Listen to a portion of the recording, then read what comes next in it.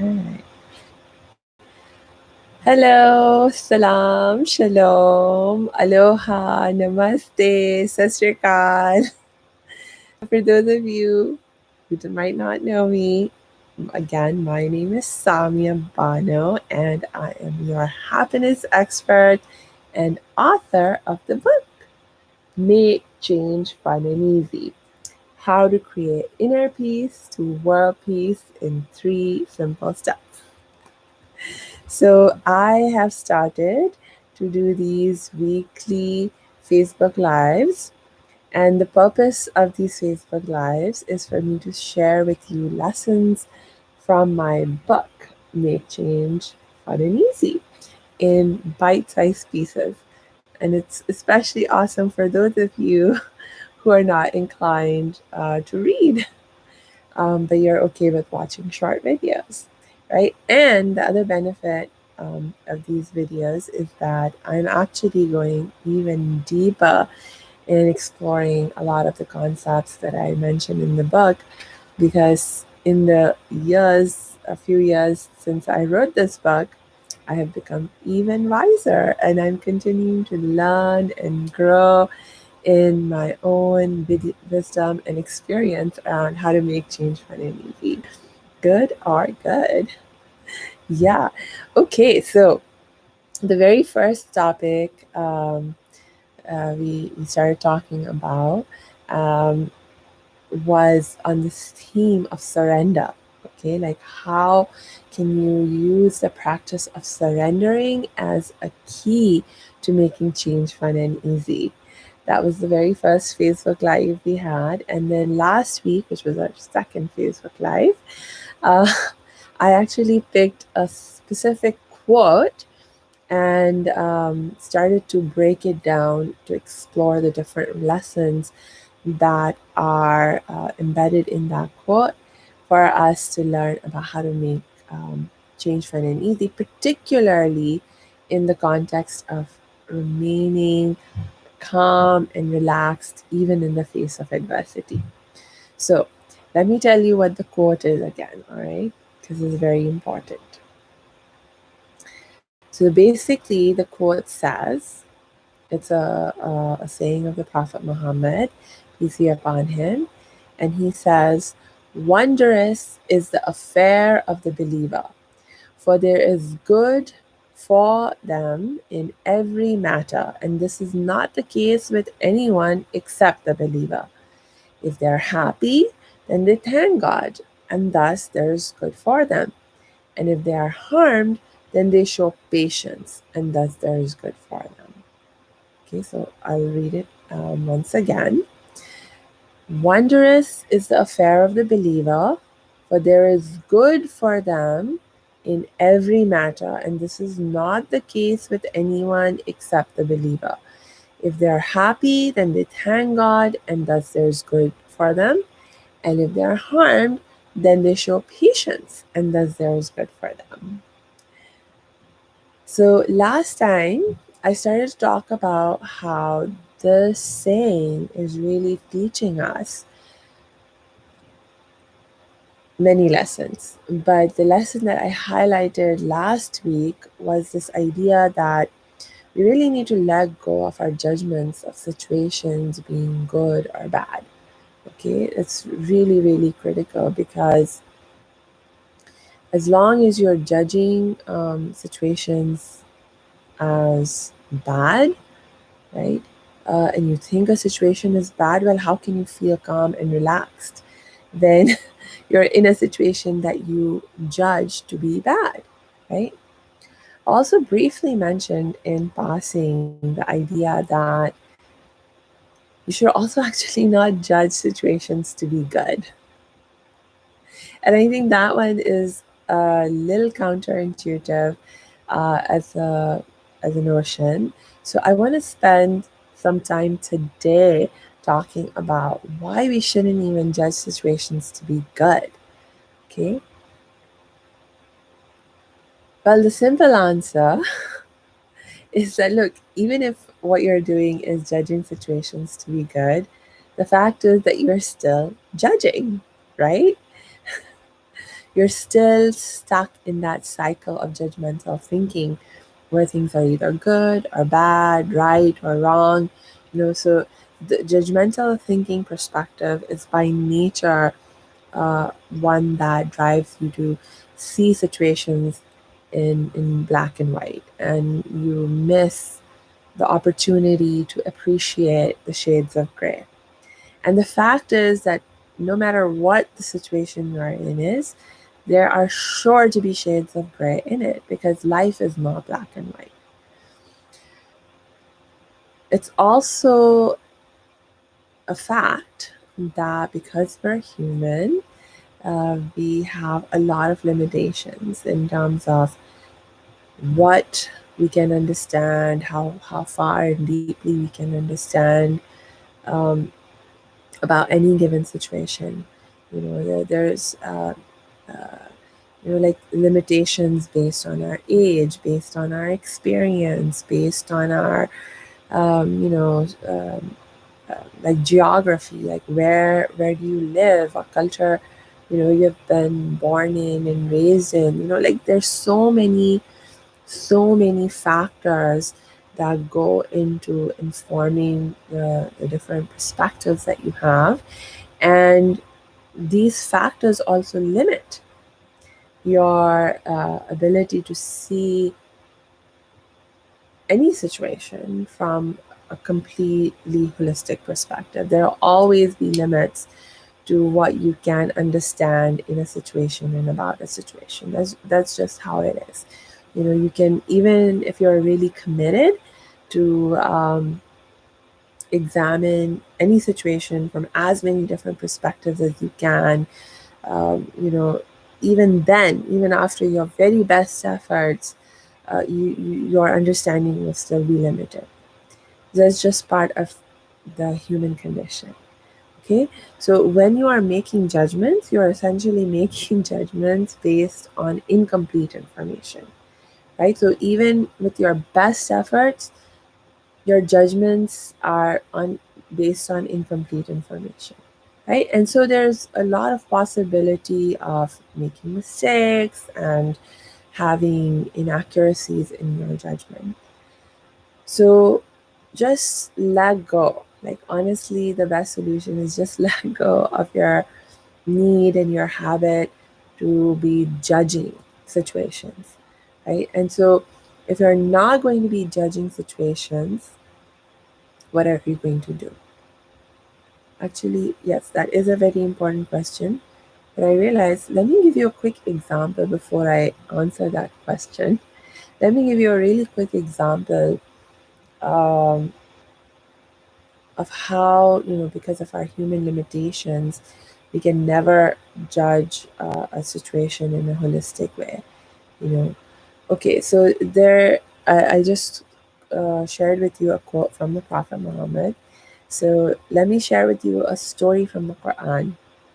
Uh, I'm not going to share the whole story, just a very small part of it, um, just to highlight this particular point about the limitations of our knowledge and how that affects our judgments. Okay, so there's this story about Prophet Moses in the Quran, where Prophet Moses, he actually makes a claim. Uh, there were like a bunch of people who were challenging his authority and they were really bothering him, uh, and he lost patience with them and he was like, look, I'm the prophet of God and I know more than you do. I know like everything there is to know. And so just listen to what I'm saying. I'm paraphrasing, okay? But he said something to that effect to the people to sort of shut them up in the moment. And um, after he said that, God, um, revealed to him that, hey, Moses, you shouldn't have said that. it, you shouldn't have said that. Um, it, well, there's because it's not true. It's not true. Plus, it's a little arrogant, and it's not nice to have arrogance in your attitude. But the bigger point that was highlighted in the story, throughout the story, was that it's not even true that you know everything. And so uh, basically, then God sends Moses on a quest, okay? And he says, go find this other being or person that actually God has granted even more wisdom to than you have. And so go find this person and say, ask them to teach you. And, so you can learn more wisdom. So Moses goes, goes on a quest, and eventually, he finds this person, and he says, okay, please teach me, let me come along with you on your journey, and allow me to observe what you do, how you do it, so I can learn from you. And Moses is warned, like this person is being warns Moses that it will not be easy for you, Moses, to follow me. You will not be able to have patience with me because you will see me doing things that you will not be able to understand, and you won't have patience with me. So, um, you know, it, it may be better if you just don't come. But Moses like, no, no, no. I want to come. I'll be able to be patient. And so, with that intention, Moses, joins this person on the journey. And so, a number of things happen. Like there's three distinct instances that occur when Moses is accompanying the person. And I won't get into all those three instances because then the story will get really long. But in one of the instances, what happens is that they meet a couple, and this couple has just one son, and this one son is killed. Okay, so Moses is very sad and upset that this couple's one and only son has been killed. Now, there's more to how this person gets killed, but I don't want to get into that, right? Because I don't want to be delving into all the other lessons and complications of the story. So, just this fact that there's this couple, they have only one son, and the son dies. And Moses finds it difficult to be patient in that situation. He's like, why? Why does this son have to die? Why does he get killed?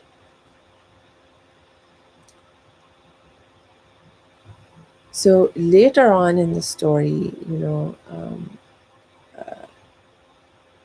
we find out, God reveals to Moses that the reason that the son was killed is because God is all knowing, right? God knows the present, God knows the past, God knows the future. God is not constrained by limitations of time. So God knew that if this son was to have continued living, then he would have become a very unrighteous, bad person, committed a lot of bad, evil acts, and it would have caused a lot of trauma and suffering for his parents. And the parents of this son, they were very righteous people. They were very excellent and good people, and God did not want these people to suffer um, because of the evil actions of their son. You know, and so God decided to have the son die when the son died. And then God also willed and decreed that this couple should bear another child, and that this child, the second child that they will bear, um, uh, that child will grow up to be a good person who will love and respect his parents and be a comfort to them, and spread good in the world, right? And so once Moses understood this, right, this information was revealed to Moses, Moses was like, oh, now I see the wisdom. Like, now I can be patient in this scenario and experience patience in this scenario. Um, but when he didn't have all the information, he found it very difficult to be patient in the situation, right? And that is the case with all of us, that when we are lacking the full picture, the full information about any situation, then it's very, very difficult for us to be patient in it or to practice gratitude in that situation. But when we fail to practice patience and gratitude in a given situation, then we cannot be calm and relaxed, let alone happy and peaceful in the situation. True or true? Yeah.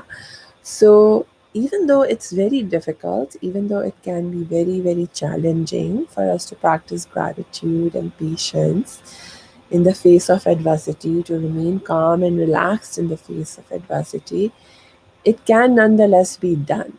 It can nonetheless be done. And that's what we are being encouraged to strive for through the example of Prophet Moses in this story, for or in the saying that I quoted for you in the first place by the Prophet Muhammad, that when you understand, when you know, when you at the very least are willing to accept the reality that what, um, in any given situation, your knowledge will always be incomplete. You know that is a fact, and that will never change as long as you remain human, right? So then why struggle with that?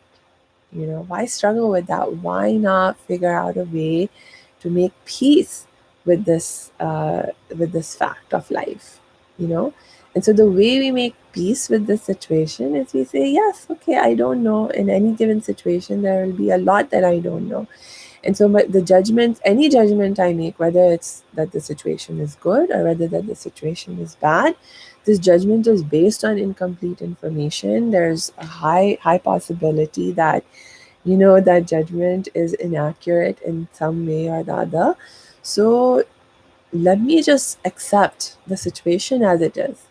Be like, whatever the situation is, it is what it is. You just accept it as what it is. And then strive to do your best to practice patience and gratitude in that situation. So, next time, I will delve more deeply into how do you actually practice patience and gratitude in this kind of difficult situation. Um, because even though it's difficult, it is possible. Okay, and so we'll get into that next time. But for now, remember, give up, give up judging situations as good or bad. Even give up judging situations as good, because you don't want to stay stuck in judgmental thinking. You want to get yourself out of judgmental thinking entirely. Okay. All right. So, oh my gosh, I just noticed Zakir Malik is watching. Hi. Thank you so much for watching. If you have any questions, if you have any comments, feel free to ask in the chat right now. Um, if not, no worries. You can always, once the live broadcast is stopped, this video gets posted on the profile, on my profile, so you can always ask your question or comments that way, and I'm happy to engage afterwards. And I also wanted to encourage everyone who is interested in this topic of how to make change fun and easy. If you are able to read, inclined to read, try reading the book. And so that way you can get a lot of the lessons much more quickly than waiting for my weekly broadcast. And so to get the book, all you have to do is go to makechangefunandeasy.com. That's the book website. makechangefindandeasy.com. You can get the book from there. You can also find it on Amazon and I think some other book sites also. But the easiest way is to just go to makechangefindandeasy.com and just get the book from there. All right. Okay. So I don't think I've noticed any comments and stuff so far that I need to respond to. All right.